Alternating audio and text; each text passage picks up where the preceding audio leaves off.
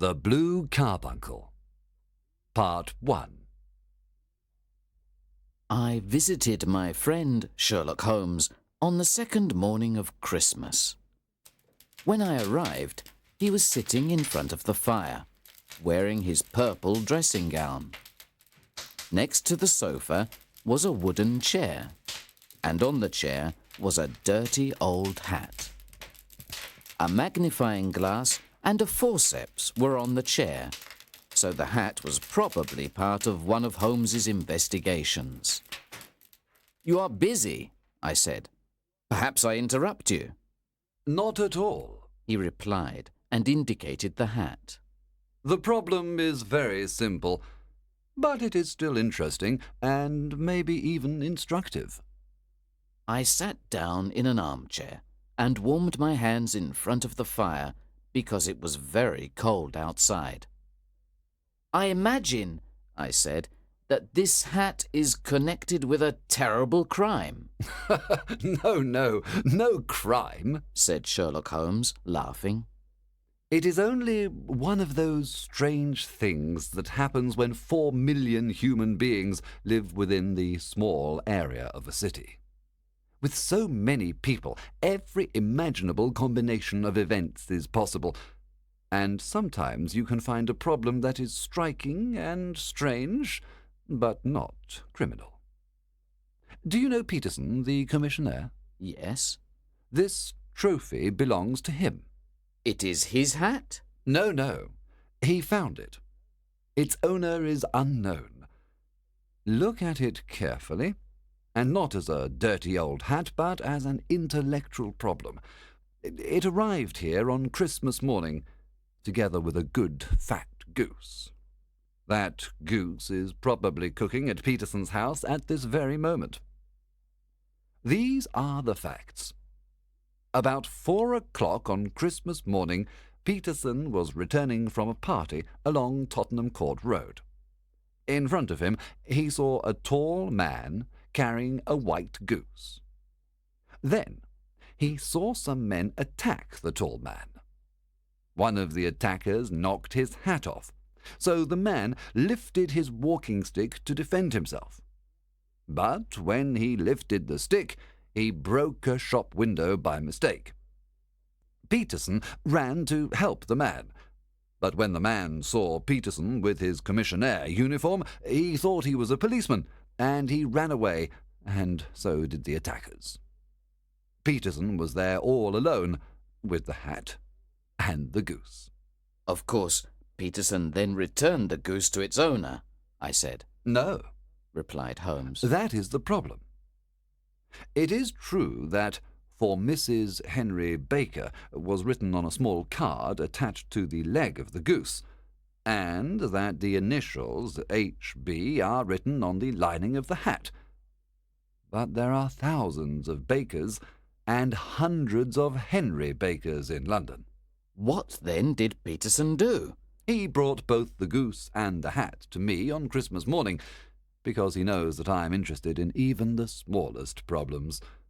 I kept the goose until this morning, and then I gave it to Peterson to cook for dinner. Did the man who lost the goose put a notice in the newspaper? No. Then how can you discover who he is? I asked. From his hat, replied Holmes. You are joking. What can you learn from this dirty old hat? Here is my magnifying glass, replied Holmes. You know my methods. Look at the hat and see what you can discover about the identity of the man. I picked up the hat and looked at it carefully. It was a very ordinary, round, black hat.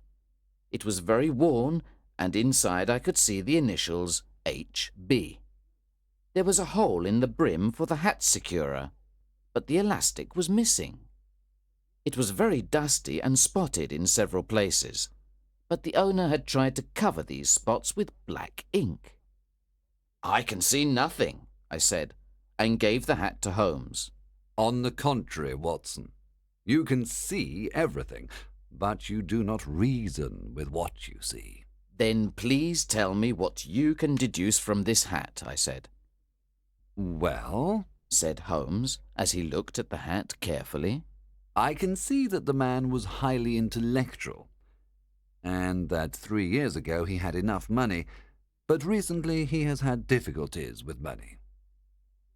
He had foresight in the past, but much less now, which means he has some problem, probably drink. This is probably the reason why his wife has stopped loving him. My dear Holmes, He has, however, kept some self-respect, continued Holmes. He stays at home and goes out very little. He is totally out of training, is middle-aged, has grey hair which has been recently cut, and he uses lime cream. These are the main facts. Also, I do not think he has gas lighting in his house. You are certainly joking, Holmes. Not at all. Don't you understand how I inferred these things? I am certain that I am very stupid, I replied, but I can't follow your reasoning. For example, how did you deduce that this man was an intellectual? To answer me, Holmes put the hat on his head. The hat was too big for him and covered his eyes. It's a question of volume, said Holmes. If a man has such a big brain, he must have something in it. How do you know he has less money now than in the past? This kind of hat first came out 3 years ago. It is a hat of the very best quality. If this man had enough money to buy such an expensive hat 3 years ago, but he has not bought another hat since then it is clear that he has much less money now. Well, that is clear enough, certainly. But how about the foresight? Sherlock Holmes laughed. Here is the foresight, he said, pointing at the hat securer. Hat securers are never sold with hats. This means that he ordered it, which is a certain sign of foresight. But since he has not replaced the broken elastic, this means that he has less foresight than before. But he has tried to hide some of these spots on his hat with ink, which means he has not completely lost his self-respect. Your reasoning is certainly very good, I said. That he is middle-aged, that his hair is grey, that his hair has been recently cut, and that he uses lime cream can all be seen by looking closely at the inside of the hat. With the magnifying glass you can see the partially grey hairs cut by a barber's scissors. They stick to the hat, and there is the distinct odour of lime cream. Also, you will observe that the dust on the hat is the soft brown dust you find in houses, not the hard grey dust you find in the streets. This means that the hat is kept inside the house most of the time, and that he doesn't go out very often. Also, you can see the sweat stain on the inside of the hat, which means he perspired a lot. A man who perspires so much can't be in the best of training. But his wife? You said that she stopped loving him. This hat has not been brushed for weeks. When a man's wife lets him go out in such bad condition, it means that she doesn't love him anymore. But he could be a bachelor, I said. No, he was bringing the goose to make peace with his wife. Do you remember the card on its leg? You have an answer for everything. But how did you deduce that he doesn't have gas lighting in his house? Well, if you saw 1 or 2 wax stains on a hat, it could be by chance. But I can see at least 5 on this hat, which means that this man must use candles very frequently. Well, it is very ingenious, I said, laughing. But since a crime has not been committed, all this seems to be a waste of time. Part 2. Sherlock Holmes had opened his mouth to reply when the door opened and Peterson, the commissionaire, rushed in. He looked incredibly shocked. "The goose, Mr. Holmes! The goose, sir!" he cried. What? Has it returned to life and flown out of your kitchen window? Said Holmes. "Look here, sir! Look what my wife found in its stomach!" He showed us a shiny blue stone in his hand. By Jove, Peterson, said Holmes. this is a treasure. Do you know what you have got? A diamond, sir. A precious stone. It cuts glass like butter. It is more than a precious stone. It's the precious stone. Not the Countess of Morcar's Blue Carbuncle that was stolen, I cried. Precisely so, responded Holmes. And here is the newspaper article that tells the story. Hotel Cosmopolitan jewel robbery. John Horner, a 26-year-old plumber, has been arrested for stealing the famous Blue Carbuncle from the Countess of Morcar. James Ryder, an attendant at the hotel, said that he had sent Horner to the Countess's room on the day of the robbery to repair a bar of the grate.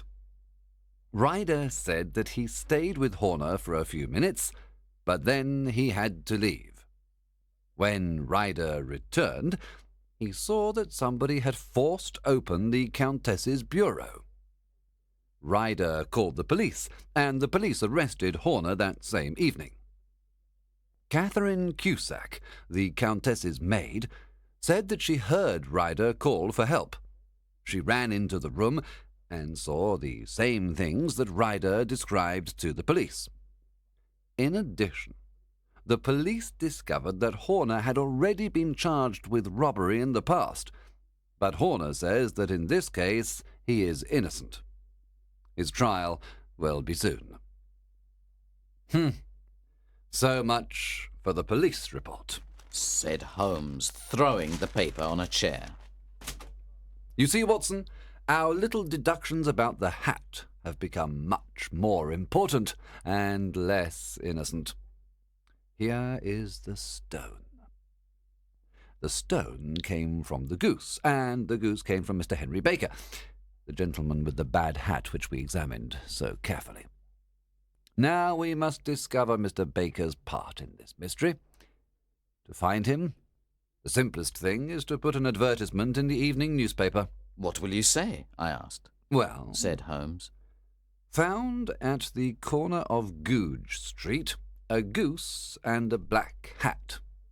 Mr. Henry Baker can have them if he comes to 221B Baker Street at 6:30 this evening.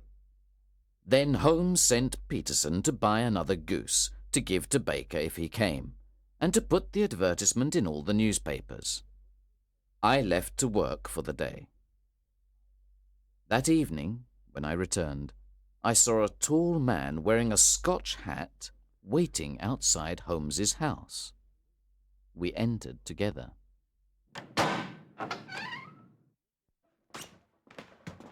Mr. Henry Baker, I believe, said Holmes when he saw us. Please sit by the fire and get warm. Ah, Watson, you have come at the right time. Is that your hat, Mr. Baker? Yes, sir. That is certainly my hat. We have kept your things, said Holmes. but we had to eat the goose. You ate it? Said our visitor with excitement. Yes, it was going to go bad. But I bought you another goose. It is over there, and I think it is just as good. Oh, certainly, certainly, answered Mr. Baker with relief. Of course, said Holmes. We have the feathers, legs, and stomach of your bird, if you want them. The man laughed loudly. Perhaps I could keep them to remember my adventure, but no, I don't need them. Thank you, but I will take this goose and go. There is your hat, then, and there is your bird, said Holmes. By the way, could you tell me where you got your goose from? It was a splendid bird, and I would like to get another one like it. Certainly, sir, said Mr. Baker. I got it at the Alpha Inn near the museum. You see, the owner of the inn, Mr. Windigate, started a goose club. Each week we gave him a few pence, and then at Christmas we received a goose. After this, Mr. Henry Baker picked up his hat and goose and left.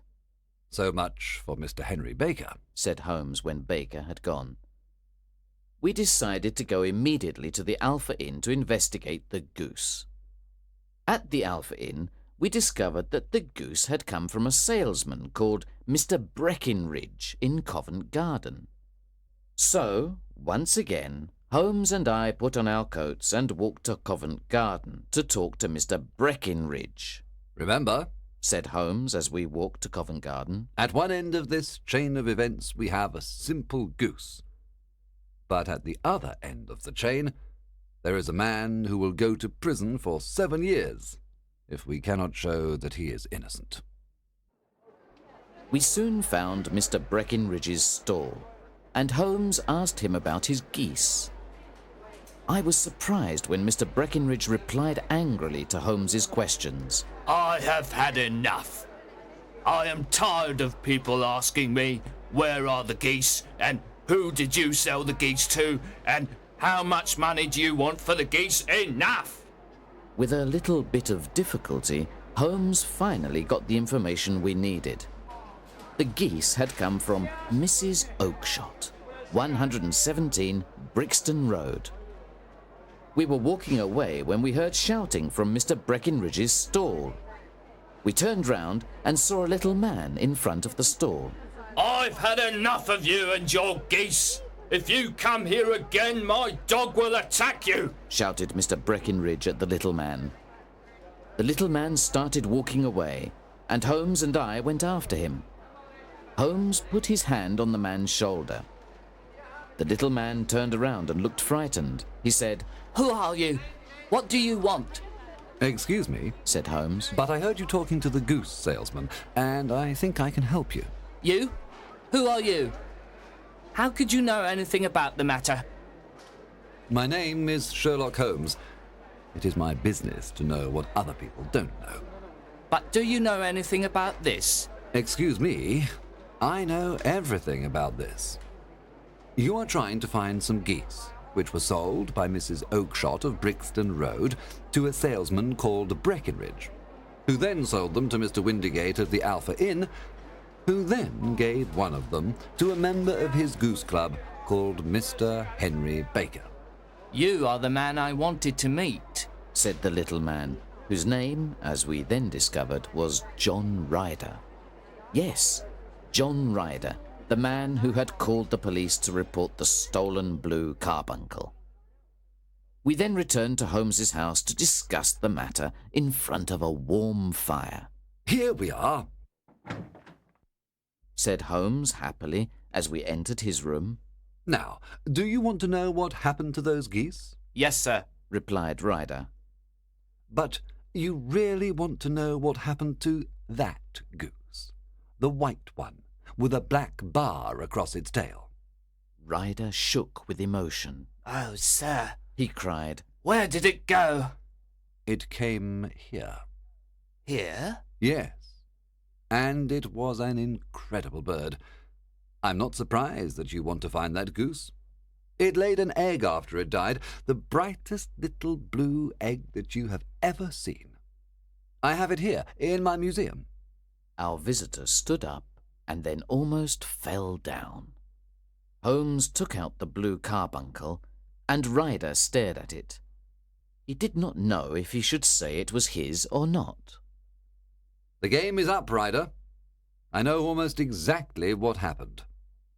Because you worked at the Hotel Cosmopolitan, you knew that the Countess of Morcar had the Blue Carbuncle in her room. It was the Countess's maid, Catherine Cusack, who told me about it. I see, continued Holmes. So you and Catherine Cusack broke the grate in the Countess's room so that Horner had to come and repair it. You knew that Horner had had a part in a robbery before, so that he would be blamed for this one. Then, when Horner had finished repairing the grate, you called the police and the unfortunate man was arrested. You then... Ryder threw himself onto the rug and held on to Holmes's knees. For God's sake, have mercy! Think of my father! Think of Mother! It would break their hearts! Get back into your chair, said Holmes sternly. It is easy to say that now, but you did not think of this poor Horner before. I will go away, Mr. Holmes, and without my testimony, Horner will be free. We will talk about that next, said Holmes. And now tell us how the Blue Carbuncle came into the goose, and how the goose came into the open market. Tell us the truth, because that is your only chance not to go to prison. Ryder moved his tongue over his dry lips and began his story. I will tell you exactly what happened.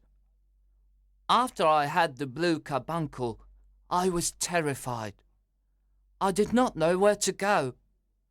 I thought I saw the police everywhere. Finally, I decided to go to my sister's. My sister married a man called Oakshott and lives on Brixton Road, where she fattens geese for the market. When I arrived, she asked me what was wrong. I told her that I was upset about the robbery at the hotel. I then went out into the backyard where the geese are and smoked a pipe. I had a friend called Maudsley who had been in prison. He had told me how thieves sold stolen property, so I decided to go to him with the Blue Carbuncle. However, I did not know how I could carry the Blue Carbuncle to his house. Then I had the idea to force one of the geese to swallow the stone. My sister had told me that I could have one of the geese for Christmas. So I caught one of the geese, a big white one with a barred tail, and forced open its beak and pushed the stone in with my finger. The goose then swallowed the stone. Then I told my sister that I wanted my Christmas goose then. She thought it was a bit strange, but in the end she said I could have the goose. Unfortunately, while I was talking to my sister, the goose escaped and went in the middle of the flock with the other geese. I caught it again, killed it, and took it to my friend Maudsley. I told him the story. We then cut open the goose, but we could not find the stone. I ran back to my sister and asked her if there were any other white geese with barred tails. She said that there were 2 other ones, but she had sold them to the dealer called Breckenridge of Covent Garden. I went to him and he told me that he had sold them all. You heard him tonight. Now I will be considered a thief, and I have not even touched the Blue Carbuncle. God help me! There was a moment of silence, and then Holmes got up and opened the door. Get out! Shouted Holmes. What, sir? Oh, thank you! Cried Ryder. No more words. Get out! And there were no more words. Ryder ran out of the room and out of the house. After all, Watson, Said Holmes, reaching for his pipe, if the police can't catch their own criminals, I don't have to do it for them. Also, this Ryder will never commit another crime again. He is too frightened. Besides, this is the season of forgiveness. Chance has given us an incredibly interesting little problem, and its solution should satisfy us. And now, Doctor, we shall begin another investigation, in which a bird is also the most important part. Our dinner.